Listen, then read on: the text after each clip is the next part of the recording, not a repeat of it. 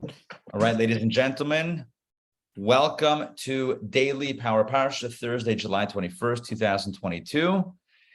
And we are in middle of the Torah portion of Pinchas, and we have so much to talk about this week, so much to talk about. We cleaned up the aftermath of the plague and Pinchas's heroism. We counted the Jewish men between 20 and 60. We counted the Levites from 1 month and up. We talked about the division of the land of Israel.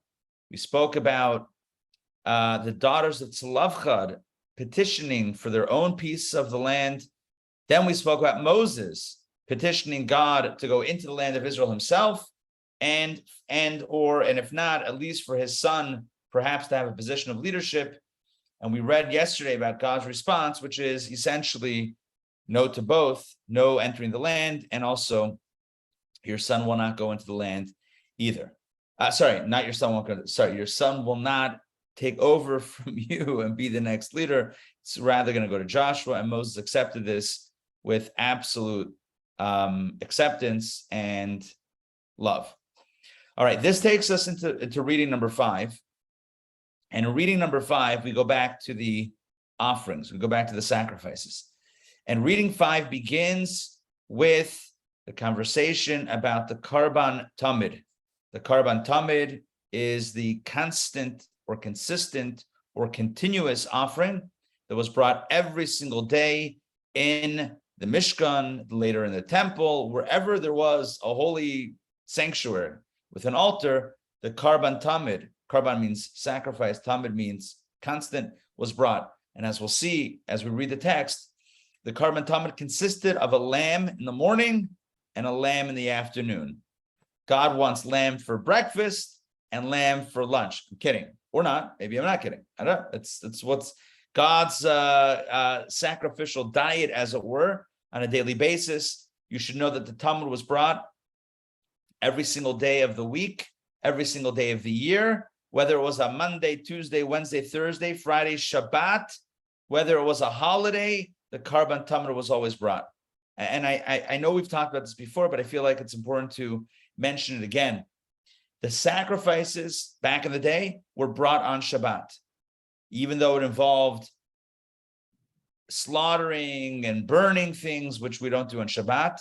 Nonetheless, these were permitted to do in the temple for the sacrificial service. The Tamid and other offerings were thus brought every single Shabbat, and for that matter, every single day of the year. One other point to mention, we might all be familiar with the special additional service, prayer service that we do on Shabbat, known as the Musaf, which is the answer, the punchline to one of my favorite jokes. I'm rolling my eyes at myself. What is a cow's favorite tefillah prayer?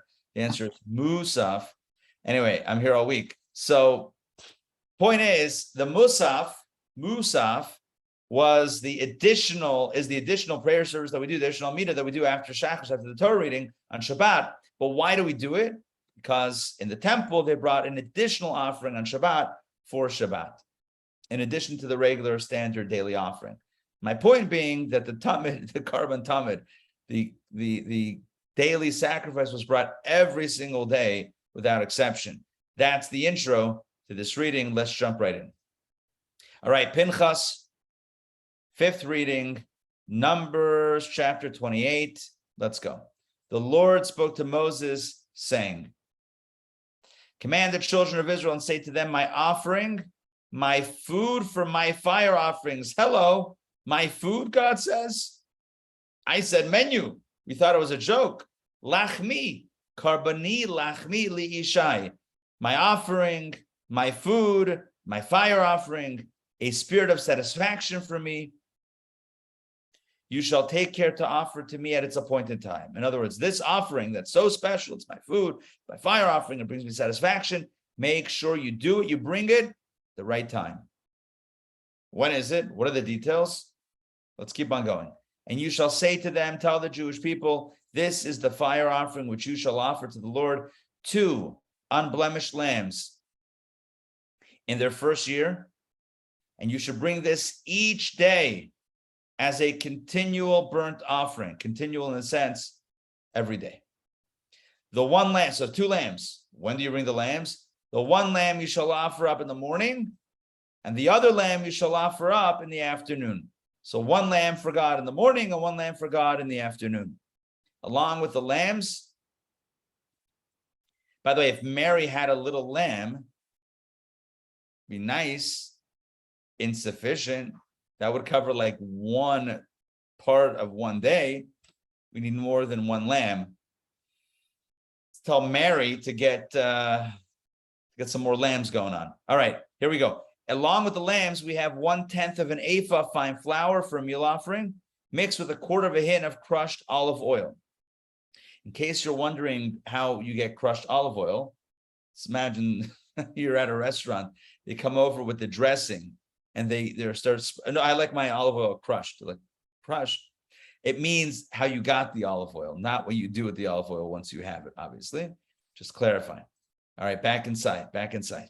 A continual burnt offering. Remember you made olive. What?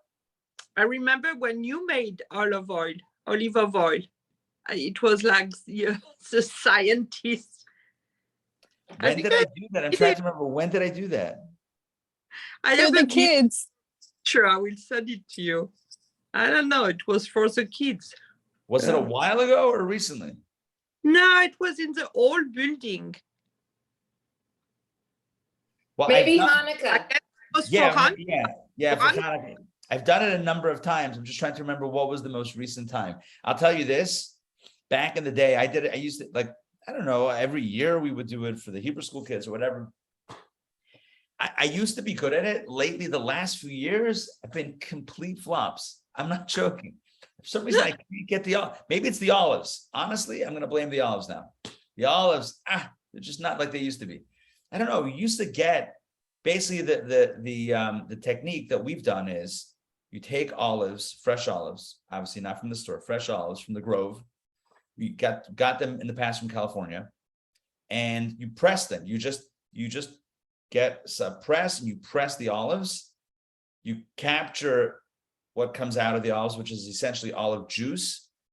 Then we pour it into beakers, put it into a centrifuge, spin it up, and that pulls out, that separates, the thick stuff from the liquid. The oil flows to the top. You pour out from all the beakers, I think it's 5 or 6 beakers, you pour out the little oil on the top, and you have enough to last for 1 day or 8 days as the miracle progresses.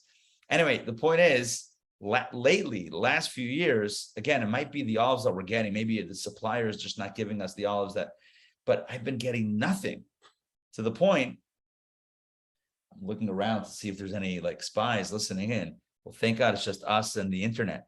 Anyway, the point is, once we post it, lately, what I've done is actually I'm sorry to say, but I actually I don't know what the right word is, pre-juice, pre-stock, pre-pour olive oil into the mixture. Basically just, I somehow smuggle actual olive oil into it just to make sure we get something on the flip side. Otherwise, I've been getting just thick stuff and nothing, no usable oil, which is very disappointing. Because if you try to burn olive juice, it doesn't work. I've tried. Trust me, I've tried. It's like, well, maybe there's a little oil in here. Nope, that's not going to light. You can put your wick in there from today to tomorrow and light it. It's not going to work. Joy, you wanted to jump in? No. Anyway. It's like a cooking show. It's like the Julia Child's cooking show where they're at the underneath handing her stuff pre-made. Oh, yeah. We made this already. We had a professional team. You just mix this together. Boom, look at it. Although cooking with Rabbi Ari was always legit, we didn't use any no props. But olive oil with Rabbi Ari, your mileage may vary. Just letting you know, you may not be getting the real deal. Okay, back inside. So this olive oil was crushed olive oil. Let's continue. By the way, crushed olive oil means that there's a more rigorous pressing. Let me explain. There were different levels of pressing of oil. I don't know if that makes any sense. There's certain oil that's like when an olive is ripe, not the ones you get in a USPS box a week later from California with who knows what it's been through. But like when you have a fresh olive, right? So the first squeeze, when you just squeeze it gently, that first oil was used for certain things like the menorah. And then you had other pressings where you crush a little bit more, and then you let it separate. That was used for other things like the sacrifices. So this could be crushed. It didn't have to be gently pressed.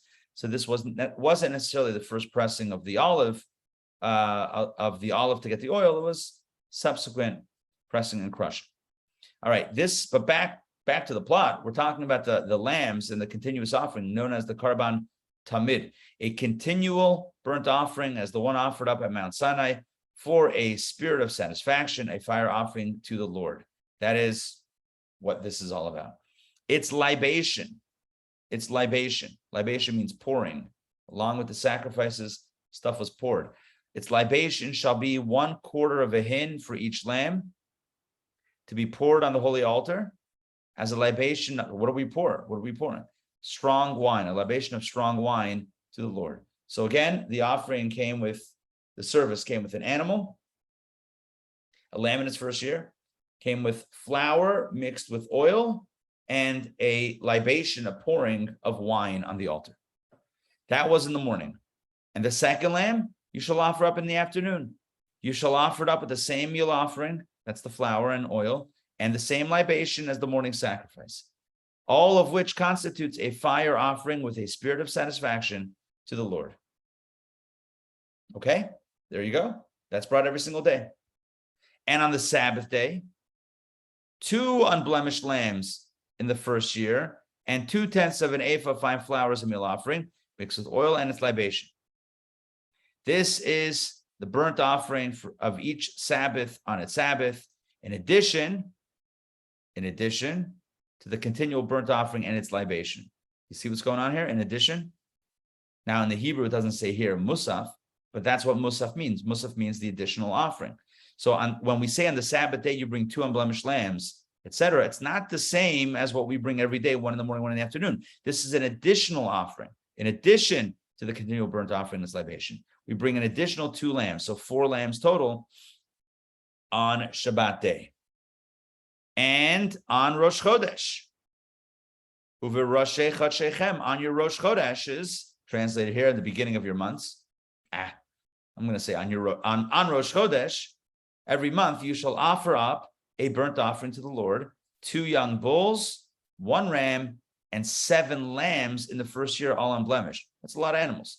10 more animals, 2 young bulls, 1 ram, 7 lambs. In addition to the regular tamid, to the continual offering brought every single day. 3/10 of an ephah of fine flour as a meal offering mixed with oil for each bull, and 2/10 of an ephah of fine flour as a meal offering mixed with oil for each ram, and 1/10 of an ephah of fine flour mixed with oil as a meal offering for each lamb, a burnt offering with a spirit of satisfaction, a fire offering to the Lord, and their libations, a half a hin for each bull, 1/3 of a hin for each ram, 1/4 of a hin for each lamb, and all of that was wine libations. This is the burnt offering of each new month in its month, the Rosh Chodesh. Throughout the months of the year, every Rosh Chodesh, you bring an additional 10 animals, along with 10 fine flour mixtures mixed with oil, along with 10 libations, each with differing amounts based on the size of the animal. The bull has the bigger flour mixture, the ram less, and the lamb the least, and the same thing is true with the libation. And one more thing before we wrap this up. One more thing the Torah says on Rosh Chodesh, and 1 young male goat for a sin offering to the Lord. It shall be offered up in addition to the continual burnt offering and its libation. So you would bring on Rosh Chodesh 2 lambs, morning and afternoon, like every day. You would bring the additional 10 animals that we just talked about a moment ago, and 1 young male goat for a sin offering. All right, well, there's a lot to jump into. We just did the whole reading. We read it through pretty quickly. Let's go back and look at Rashi's and get some deeper insights. All right, Rashi, command the children of Israel. What is stated above, let the Lord appoint. Remember what we said right before this. Rashi, once again, is talking about juxtaposition. Why is this passage about the continual offerings following the story of Moses' petition to God. So Rashi addresses it right away. What is stated above, let the Lord appoint. When Moses, we read this yesterday, Moses asked God to make sure that there's a leader to take him over. So the Holy One, blessed be he, said to him, before you command me regarding my children, command my children regarding me. Look at that. Before you tell me what to do with my kids, I'm going to tell you what to do with my kids. This is analogous to a princess who's about to depart from the world and was instructing her husband about her children. And he replied, before you instruct me about them, instruct them about me. Wow. Look at that. It's powerful. Let's read it again. Analogous to a princess who is about to depart from the world. She is on her deathbed. I'm reading this as like a tragic situation. She's dying. And she's telling her husband what to do with the kids. And he says to her, before you tell me what to do with them, tell them about me. Because their mother is leaving this world, tell them to love their dad and to listen to their dad. In other words, you have a tight connection with them. So make sure you tell your kids, our kids, about me. God says similarly, right? Moses is about to depart from this world, and Moses says to God, here's what you need to know about them. They need a lot of attention. They need a lot of, individualized care. Yeah. And God says, all right, I got it. But before we go down that road, I want you to tell them not to forget about me. Tell them every day, no matter what, every day, to do something for me. A korban, a sacrifice in the morning and a sacrifice in the afternoon. Have them always think about me continuously. Let's continue next, Rashi. My offering, this refers to the blood. My food refers to the sacrificial parts. My fire offerings, which are put on the fires of my altar. So it's interesting, Rashi breaks down my offering, my food, my fire offerings. What is each part? There's the blood, there's the sacrificial parts, and there's what's burnt on the altar. You shall take care, the Kohanim, Levites, and Israelites shall stand over them to watch them. Hence they instructed the Ma'amadot, the representatives of the people who were present at the sacrificial service. And here we're introduced to a very interesting concept. There was I don't know that we've had this before in Torah. This might be the first time that we've encountered this. I mean, you and I may have discussed this previously in other classes, but DPP from Genesis until now, even throughout the whole book of Leviticus, Vayikra, I don't think we talked about this. I might be wrong. Anyway, what am I talking about? This idea that when the sacrifices were offered, especially the Talmud, which was on behalf of the community, there was a mitzvah to have representatives of the community watching and observing. So not only were the priests, the Kohanim, doing the service and the Levites accompanying the service, but Israelites were there watching. There were various shifts, ma'amadot they were called, people who stood up and observed, observers of the sacrifices. So that's what Rashi says, Kohanim, Levites, and Israelites shall stand over them to watch them. Hence they instituted the ma'amadot, representatives of the people who were present at the sacrificial service, since everyone had to be there. So there was a formal, organized way that this was done, where people, representatives of the Israelites, were observing these offerings at the appointed time. Each day is the appointed time prescribed for the continual offerings. In other words, what does it mean at the appointed time? Daily.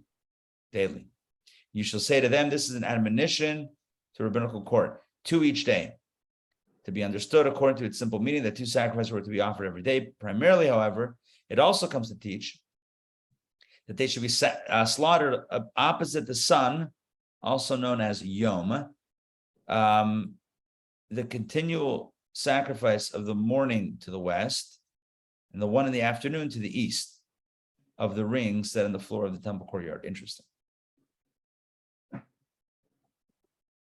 It followed the sun, as it were, within the temple itself. There were a few places where the sacrifices could be offered, could be slaughtered, and it followed in the morning the path of the sun. So in the morning, it was to the west. I know the sun rises in the east, but it's opposite the sun, facing the sun, not on the side of the sun, but opposite the sun. So in the morning, they slaughtered the sacrifice, the daily sacrifice on the west side of the rings, and in the afternoon, the east side. All right, back inside, verse 4, the one lamb you shall offer up in the morning, etc. Rashi, even though this was already stated in the portion of Ata Tetzaveh, this is what you shall offer up on the altar, the one lamb you shall offer in the morning. That was an instruction for the days of the investitures of the Kohanim, whereas here he commanded it for all generations. That Rashi says in Exodus, we read about a lamb in the morning, a lamb in the afternoon, but he says, yeah, that was only for the 7 days of inauguration, when the Mishkan was being put into training, the dry run, so to speak. This is now for all time. This is the mitzvah for all time. One lamb in the morning, one lamb in the afternoon. All right. Along with that was fine flour for meal offering, the meal offering of the libations, which accompanied the sacrifice. It says a continual burnt offering as the one offered on Mount Sinai. What's the connection between this and Mount Sinai? Rashi, like those offered up during the days of the investitures, it doesn't mean Mount Sinai, but it means the desert Sinai desert, when the Mishkan was being inaugurated, and we just mentioned a few Rashis ago that they did these daily offerings. Well, now it's to be done for all time. Another interpretation offered up. So that's one interpretation of Mount Sinai. Another interpretation offered up at Mount Sinai. The continual burnt offering is compared to the continual offering of Mount Sinai. The one offered before the giving of the Torah, about which it is written, he put the blood into the basins. This teaches us that the continual burnt offering requires a vessel for its blood to contain and hold the blood. Okay, that's a lesson that we learned by mentioning Mount Sinai. That was done with that offering. That needs to be done also for this offering. It's libation of wine to be poured on the holy. What does it mean, the holy? Well, we had brackets, but the Torah doesn't have brackets. So what's the holy? Rashi explains they shall be poured on the altar, hence the bracketed word altar that comes from Rashi. Libation of strong wines. This is intoxicating wine. This comes to exclude wine straight from the wine press, which is not fermented. No grape juice. No grape juice. Somebody told me, it was Donna last night. She said that she was in, where was she? Total Wine, Whole Food, I don't know, some wine place. And they said they don't carry Manischewitz because Manischewitz has artificial ingredients in it. Wow, that's some Manischewitz smack talk right there. Who knows? I don't remember which store that was, but like Manischewitz, it's an institution. I'll take my Manischewitz and whatever chemicals they pump in. Let's do it. I'm kidding. I don't actually drink Manischewitz, but I know it's a traditional beverage of choice for many MOTs. You know what MOT is, right? Members of the tribe. Back to our story. Not that anyone would ever choose Manischewitz, like, I want a good wine, let's go for Manischewitz. Like, that's not a thing, but Manischewitz it's evocative of tradition. Back to the story, the wine libation had to be wine that could get you intoxicated. Not that anybody was drinking, you poured it, but it had to be of that varietal or of that strength that it could theoretically get you a little verschnuckert, as they say in Yiddish, a little tipsy, right? It can't be straight from the press. We call that grape juice. That's fine. It's fine. I'm a fan of a little sparkling, GJ every now and again. That's grape juice in French. Anyway, but I'm a fan of, sorry, Sandrine. Anyway, for making up a language that but you couldn't pour some Kedem sparkling grape juice on the altar. I mean, you could. No, you couldn't. You really couldn't. Don't try that at home, or even not at home. We got Mark. Mark, welcome. Not yet. Hey, Mark, welcome. All right, we were just speaking about Manischewitz. Quality wine. All right, back inside. The second lamb should be offered up. It's a fire offering with the spirit of satisfaction. Reach nichoach. Rashi explains, what does it mean, a spirit of satisfaction? It is gratifying. So as if God is saying this, right? It is gratifying for me that I spoke and my will was carried out. And God says, I love the fact it feels good. I get nachas.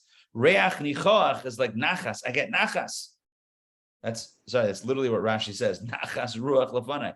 It's the spirit of nachas. I'm getting nachas that I told you, I said, and you guys are doing it. I love it. The daily offering was very, very special.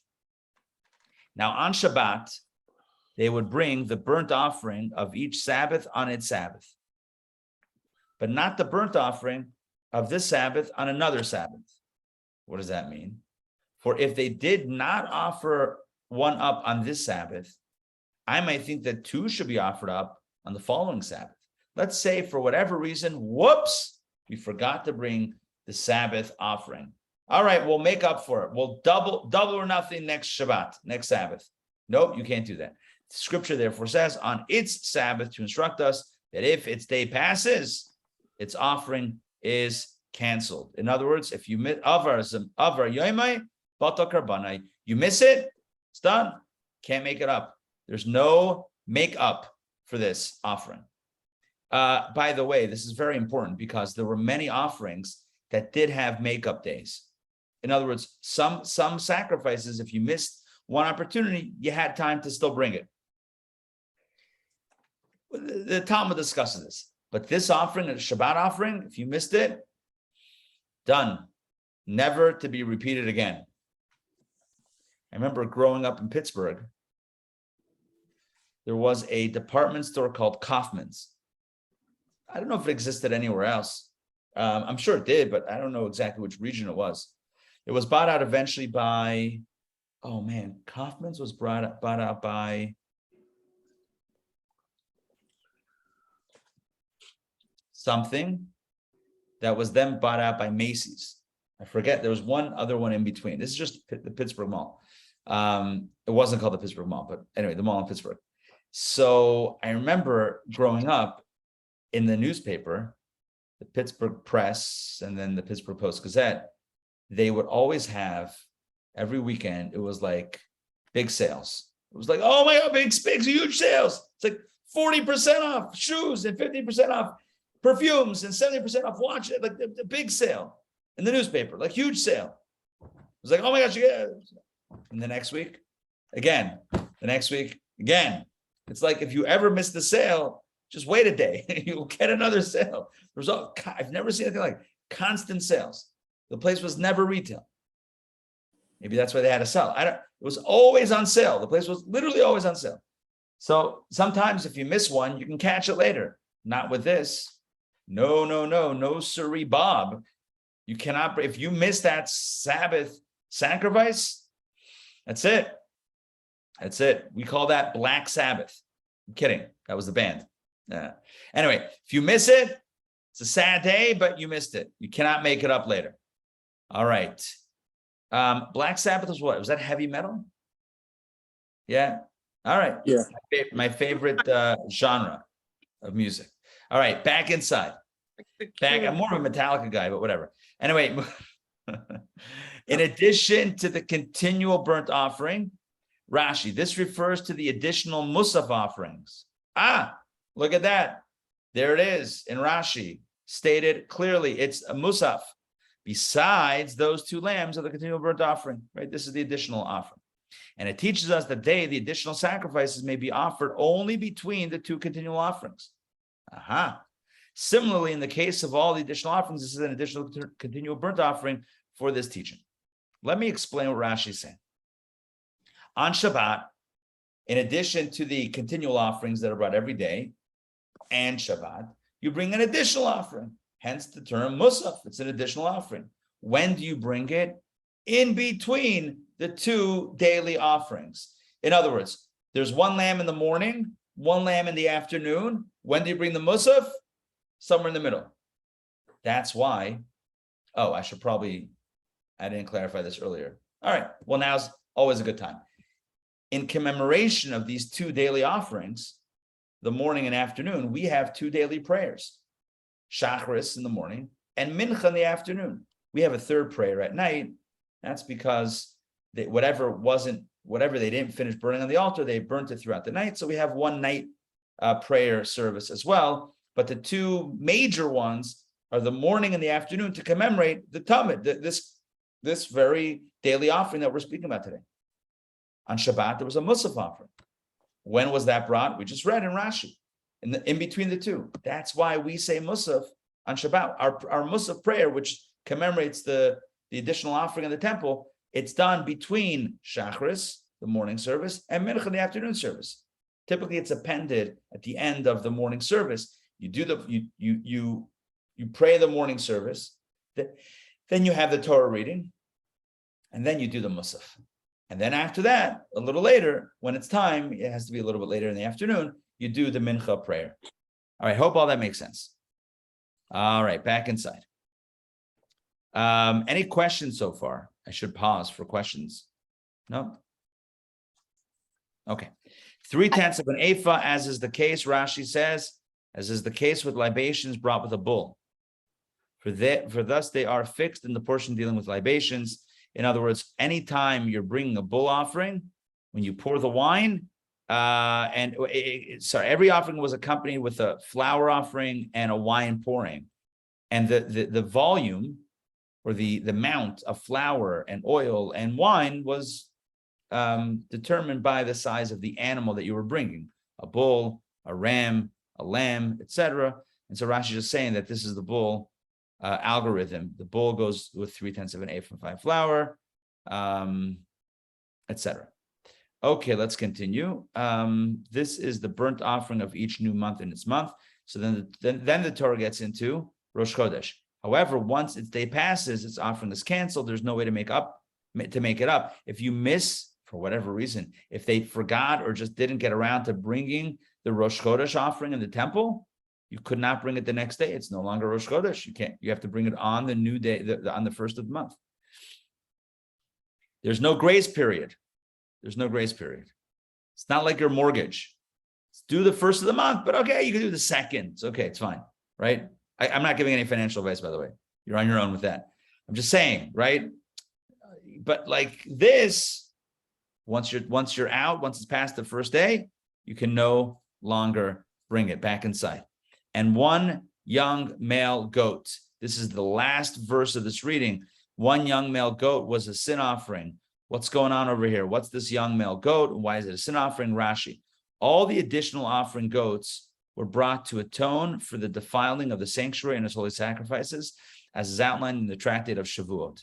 The young male goat brought on the first day of the month on Rosh Chodesh differs insofar as with regard to it, Scripture says, to the Lord. Right? It says one young male goat for sin offering to the Lord. This teaches you that it atones for a case where there is no awareness of the person's uncleanness, either before entering the temple or eating sacrificial food, or after the sin has been committed. The only one aware of the sin is the Holy One, blessed be He. We derive this law of the other young male goats from this one. In the Agadah, it is expounded thus: the Holy One, blessed be He, said, "Bring atonement for me." Oh, sorry. 1 second, time out. All of this is one interpretation. And then when Rashi says in the Agadah, he launched into a second interpretation. But let's get clarity here. Interpretation number 1, what's the sin offering? Simple. It means a sin offering means if somebody walked into the temple in a state of impurity, they didn't know about it. They didn't know they were impure, but they were impure. They defiled the temple, but they didn't know. So what do? If they never know, they can never bring a sin offering. So we bring one every Rosh Chodesh. We bring one every Rosh Chodesh. Once a month, we bring this one young male goat to atone for any mistakes that were made that no one ever found out about, and the only one that knows about it is God, right? That's why it's a sin offering to the Lord. Only God knows. Mistakes were made. No one ever caught it. God knows. Once a month, we say, God, sorry for anything we don't know about. Anything that only you know about that we don't know about, apologies. And it's a sin offering. That's one interpretation. Shift gears. Put that aside in your head. Compartmentalize for a second. Second interpretation. In the Agadah, it is expounded thus: the Holy One, blessed be He, said, "Bring atonement for me, because I diminished the size of the moon." This goes back to a very famous and a very awesome section of the Talmud. Talmud says, the Talmud analyzes the Torah. The Torah says in the beginning, day number 4 of creation. In Bereshis, in the beginning, we've certainly studied this together multiple times. It says that God created two great luminaries. The great luminary to rule by day and the smaller luminary to rule by night. The commentaries wonder, the Talmud wonders, everyone wonders. Hold on. It says God created two great luminaries. Then it says one great, one small. Were there two great or was there one great? How many large luminaries were there? One or two? The Talmud says initially, they were both great. The sun and the moon were both large and luminescent. And then the moon spoke up before God, and the moon said, it's not proper for two kings to share the same kingdom, to share the same crown. You're putting both of us, me and the sun, in the same sky. It's going to cause all sorts of things. God says to the moon, you spoke correctly. Good, very good point. Go and diminish yourself. God basically makes the moon smaller. That means smaller in size and also smaller in radiance. The moon no longer shines on its own. It merely reflects, of course, as we know, the radiance of the sun. To which the sun complained, because I spoke up, you're punishing me? And there's a back and forth in the Talmud. Ultimately, God says, you're right, my bad. So once a month, bring an offering for me, for my apologies. In other words, this will be atonement for me diminishing the moon. This will be my atonement. God is basically saying, it's very hard to say this, and I apologize, right? I'm just kind of putting it into words. It's almost like God is saying, my bad. I did something, wrong, not really wrong, but I did something, okay? And therefore, you're going to bring an atonement for me once a month, and that is the agadic interpretation. So the halachic interpretation, Jewish legal interpretation, is that this Rosh Chodesh sin offering was for anyone who mistakenly went to the temple or ate a sacrificial meat in a state of impurity. They never knew about it. God knows about it. So this is a catch-all atonement offering. The agadic interpretation is that God is almost apologizing for diminishing the moon. And that's why it's done on Rosh Chodesh when the moon starts becoming larger again. It doesn't actually become larger, but when the brightness of the moon, once again, is in the waxing state. After it's waned and disappeared, and now it comes back. Now we bring this offering. God says, apologies for diminishing the moon as it were. Bring this atonement offering for me. Of course, this has much more depth. It's not a Baba Mice, it's not a fairy tale. It's the story of our lives. Initially, we begin in a state of purity, in a state of holiness, in which our soul is connected with God in a pure state. And then we're sent into this world. We're diminished. And we say to God, are you kidding me? What did I do wrong? It's all part of the plan. It's all part of the plan. God, yes, our souls initially are a piece of God, but now they find themselves, who knows where, right? In a body with an animal soul and an evil inclination, contending to survive and, hopefully eke out some sort of spiritual success. That's where the soul finds itself. And it's difficult. And God almost says, I feel bad, but not that it's not worth it. Not that God will change his mind. This has to happen. You have to start off with the moon being, by the sun, equivalent with the sun, and then the moon has to be diminished. Because ultimately God's intention with all of this creation is that we, on our own, should choose to shine, should choose to reflect God. Because that's what a relationship is. Any relationship that is forced, I can't have a relationship with a mirror. Right? Because it's still me. How are you? Oh, I'm glad you asked. Whoa, that's you. It's no one else. It's the same you. A perfect reflection is not a relationship.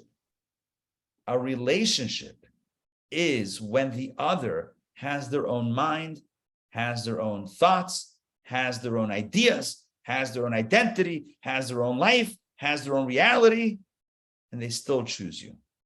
That's a relationship. You have your own reality, your own identity, your own story, and you still chose me. Wow, I'm touched. A mirror I'm not flattered when the mirror smiles at me, because that's actually me. I smile at the mirror and say, oh, you're so nice. That would be weird. Straight up, it would be weird, right? Because that's literally me. God starts off with mirrors. Starts off with mirrors. Two luminescent bodies, the sun and the moon. The moon was a perfect reflection, a pure reflection. Perfection. That's not the plan. The moon has to be diminished. And the moon is diminished because the moon itself realizes that there's no point to being a reflection. The mirror says, why am I here? Just to reflect you? All right. Is that meaningful? How does that make you feel? You feel flattered that the mirror is smiling back at you, knowing that that's actually you? You shouldn't. If a stranger smiles at you, a loved one or whatever, that someone else smiles at you, that means something. You smiled at yourself. Okay, it's interesting, but now what? That doesn't mean anything other than you're smiling, which is certainly meaningful, but it's not a relationship. So God wants a relationship. So God says to us, it relates to what we spoke about last night also, birth and all that, souls before birth, after birth. There's a reality of closeness pre this. The soul was part of God, and now it's thrust into a body with an animal soul, evil inclination, and all the challenges, physical, spiritual, and otherwise of this world. And that's the point, that you and I, living a material life, living in a material world. That's a song also, right? Living in a material world, that we should still choose. You see, all my pop references are like 80s and 90s. I'm dating myself, just so you know. Anyway, so that we should choose a relationship with God, that's what makes it significant. So God says, every Rosh Chodesh, I apologize. I had to do it. I'm sorry. I'm sorry that you're not a mirror, but I wouldn't have it any other way. By the way, is there a risk? Of course there's a risk. There's a risk, God giving us our own mind, free choice. What if we don't choose? What if we don't choose? It'd be easier to have a relationship when you're controlling the other. Profoundly unhealthy, right? Run for the hills if that's the case. But I'm saying it would be theoretically easier because you're controlling the situation. It's not a relationship.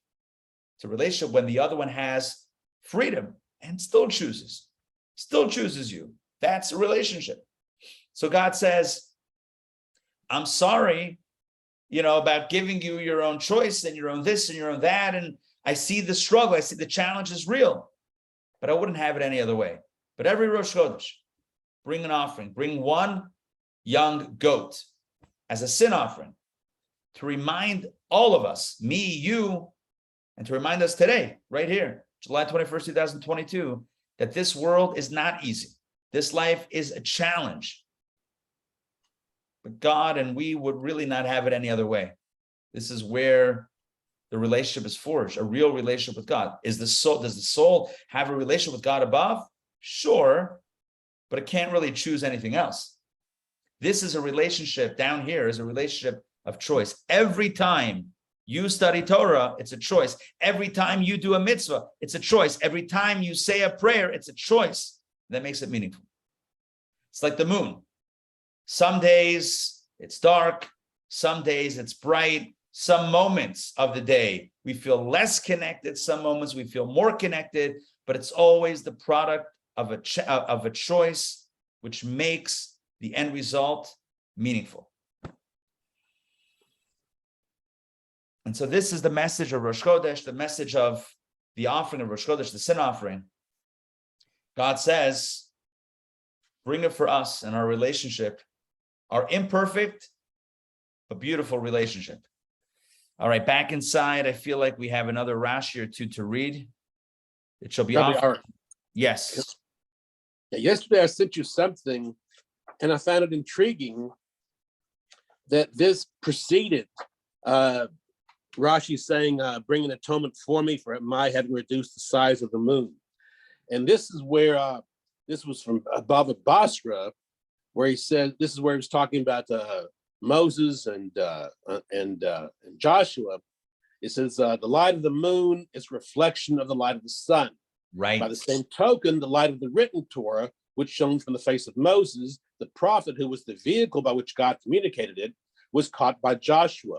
It was reflected to the Israelite nation as it was comprehended by the intellect of Joshua, the moon. This was the origin of the transmission of the light of the oral Torah. But I find it very interesting that this, which talks about the sun and the moon, which was Moses and Joshua, and then was the written Torah and the oral Torah, and just one reading later, we're talking about God says, bring an atonement for me for my having reduced the size of the moon. Right. Beautiful. And I must have missed that communication from you. But yeah, that's amazing. That Moses is like the sun. He's the source, and Joshua is the reflection, is the moon. And that perfectly parallels, right, what we're talking about today. The moon makes it meaningful. It's not the same, but it makes it meaningful because it's a reflection of choice. Right? Joshua chose to be a reflection of Moses. It wasn't automatic. He wasn't the child. He chose, he opted in, he put in the effort to be that reflection. And you're right, it's 2 days in a row, 2 readings in a row. That's what I was holding up too. It wasn't a peace sign, although peace sign is also. But yeah, 2 days in a row where we have that theme. By the way, speaking of the peace sign, when I was a kid in camp, I remember this vividly. We used to sing at the end of benching, Oseh Shalom B'Marav, or we would sing, Oseh Shalom B'Marav, wait, no, what's the tune? Whatever, when we say Oseh Shalom B'Marav at the end of the grace after meals, we do it also at the end of the Amidah and whatever, but we always would go like this, peace signs, this was back in the day, 80s. I guess we were closer to peace signs. I asked my kids, I sometimes do this with the kids. They're like, you know what that is? They're like, no. They do other things. Let me tell you a story. Let me tell you, huh? They do other things with their hands. Exactly. Yeah. Who knows? Who knows? Love you, whatever. Yeah. Back inside. It shall be offered up in addition to the continual burnt offering. This entire offering, not just the young male goat and its libation. The phrase in its libation does not refer to the young male goat because sin offerings have no libations. So this end refers to the previous offerings that were brought on Rosh Chodesh. All right, I want to conclude with one additional insight, not in Rashi. So there's a dispute amongst the sages of either the Talmud or the Midrash. I mean, it all comes from the same era, same people. Anyway, by the way, if you're wondering what the difference between Talmud and Midrash is, well, then stay tuned for the course called "The People in the Books," or Books. Oh, I think the name was changed to Booksmart, which is a JLI course starting in January 2023. Check your local listings for more information. We'll talk about the books and the difference between the Midrash and Talmud and Kabbalah and all that stuff. It's a course that I told you before I helped edit. All right, back, only if it came out good, otherwise I'll deny everything and burn the recordings. Anyway, so back to this point. So there's a dispute amongst the sages as to what is the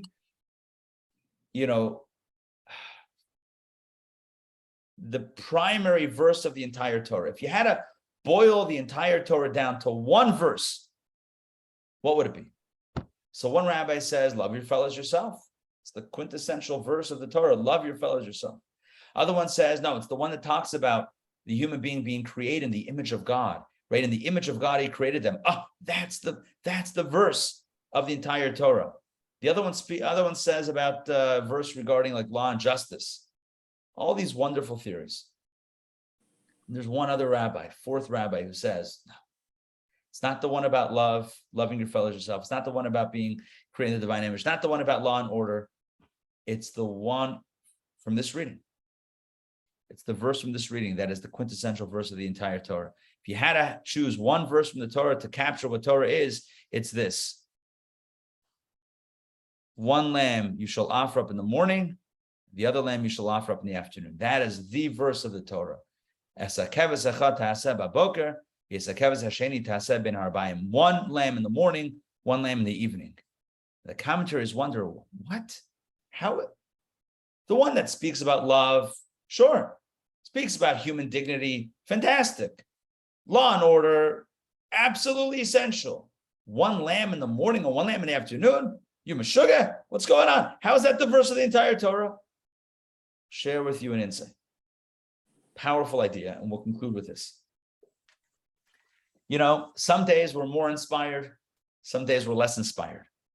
Going back to the relationship analogy, right? Life is basically God creating us, creating space, and saying, will you choose me? I'm here, let me know. Some days we choose God, some days we're way too busy. Some days we're on fire spiritually, some days we're cold. And when I say day, I mean really minute by minute. We might wake up in the morning inspired, ready to take on the day and do great things that make the world a better place. And by breakfast time, we've already resigned to the ordinary and the mundane. We're driving along and we're spiritually inspired, and then we hit the proverbial pothole in the pothole? Is that what it's called? Yeah, pothole in the road. And the next thing you know, we're in a bad mood and forget about it. All our spiritual aspirations are out the window. Some days we're more excited, we feel more excited, some days less. And so thus the Torah tells us the following. If you really want a relationship with God, it's not about the moments when you're excited. It's not about those inspired moments. It's about the daily acts of commitment. One lamb in the morning and one lamb in the afternoon.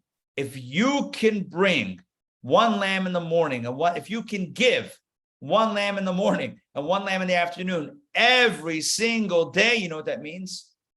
It means that your level of commitment in this relationship is impervious to the emotional and spiritual ups and downs, that you are reflecting a commitment that runs deeper than your mood. You are anchored on a level of commitment that is absolutely part and parcel of your core. You are anchored to your neshama, which is impervious to your mood and to your whims and to your excitement. You are absolutely dedicated. And the message, and that's why, according to this rabbi, that is why this captures the entirety of Torah. Because the entirety of Torah is about advising our relationship with God. And here's the greatest advice. You want a relationship with God? Sure. How do you get it? Commitment. Commitment. Unflagging, unwavering commitment. It's not about, I was excited, so I prayed. Tomorrow, nah, I wasn't excited, or yesterday, I wasn't excited, I didn't pray. This is a commitment that transcends your mood, a commitment that transcends feelings, a commitment that transcends all of those things that go up and down that are transient. This is an anchored commitment, an absolute commitment. And this commitment is what forges our relationship with God. It's what really fuses us and binds us to our source. It's the commitment. In a human relationship, it's the same thing. Some days we feel more in love, and some days maybe we feel a little less in love, whatever that means. It's an emotional thing, whatever that emotion feels like to you. Some days might be more intense, some days less. The question, though, is not how do you feel? The question is, how are you doing, or what are you doing? Are you giving to the relationship? Are you giving to the other? So God says, here's how it works. If you want a relationship, give. Give, offer, sacrifice, do for the other every day. One in the morning, one in the afternoon. Again, this is about a sacrifice, but applying it to our lives. Daily, consistent effort and attention to the relationship, whether I'm inspired to do so and excited about it, or whether I'm not. If I can be committed to give, not just to take, but to give to my relationship, whether it's to God, my relationship with God, or whether my relationship with a human being. If I can be conscious to give every single day, I will have a strong relationship, without a doubt. That's why, according to this commentary, that's why this rabbi says that this verse, a lot of this is in this sentence, that's why this rabbi, according to this commentary, says that this verse is the quintessential verse. It's the core of the entire Torah. The entire Torah is not about moods. The entire Torah is about action and commitment and seeing it through even when you're not excited. So yes, one rabbi says, love your fellows yourself, but what happens if you don't? One lamb in the morning, one lamb in the afternoon, do it anyway. everyone's created the divine image, but what if you see somebody as a nudnik? What if they're just eating at your patience? I know God created them, but I don't care right now because they're annoying. One lamb in the morning, one lamb in the afternoon. What about law and justice when it butts up with my other whims and wishes? One lamb in the morning and one lamb in the afternoon every single day. Do not waver on your commitment to love, to respect, and to society. And if we can bring one lamb in the morning, give one lamb in the morning, one lamb in the afternoon, this world will be a better place. Our relationships will be healthier, and our relationship with God will be that much stronger. All right. That's all I got for today. Hope that made sense. There you go. A little innocent verse, seemingly innocent verse from our reading serves to provide one of the greatest lessons of all time. That's the truth of Torah. It's like a box of chocolates. You never know what you're going to get. All right. Great to see you all. Any questions, comments? Yeah, Rabbi Ari, I see that this was called the Continual Offering. And I saw one other note here. It said, this is from what does Sifsei Chachamim? What is that? The commentary on Rashi. It says the comparison tells us that despite the fact that bringing the continual offering is an ongoing routine, the offerings remain as dear to God as the first continual offerings brought at the time of the inauguration. Love it. That's a great insight. Love it. That's Ber Haseda, whatever that is. It's like it goes the other way. So now you're doing it every day, but now it can get boring for you and the recipient.